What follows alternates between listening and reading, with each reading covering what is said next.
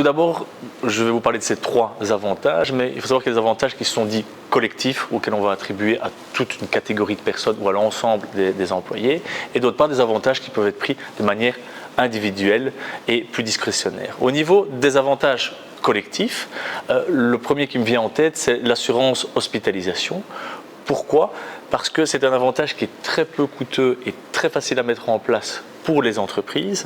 On parle d'un budget d'environ 20 € par collaborateur par mois, mais ça offre une très belle protection pour le travailleur qui ne doit se soucier de rien.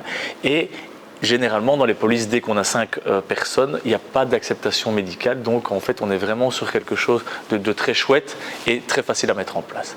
Le deuxième élément auquel je pense et qui est également accessible aux PME, qui est également un avantage collectif, mais sur lequel on peut faire différentes catégories, c'est la participation bénéficiaire.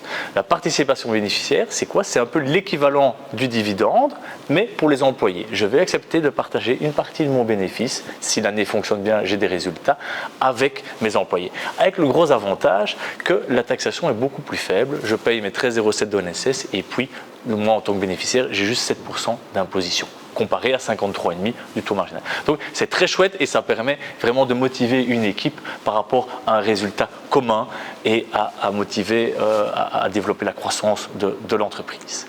Alors, le troisième avantage, je vais parler d'un avantage plutôt individuel, qui est assez dans l'air du temps et qui est très avantage, je veux dire vert, dans la mesure où c'est au lieu d'octroyer une voiture, par exemple, je pourrais octroyer un vélo de société. Et ce vélo, soit je décide de l'octroyer en plus du salaire pour récompenser le collaborateur, soit je peux le faire via un échange de salaire. Et donc les collaborateurs ont le choix d'échanger une partie de leur salaire pour un vélo.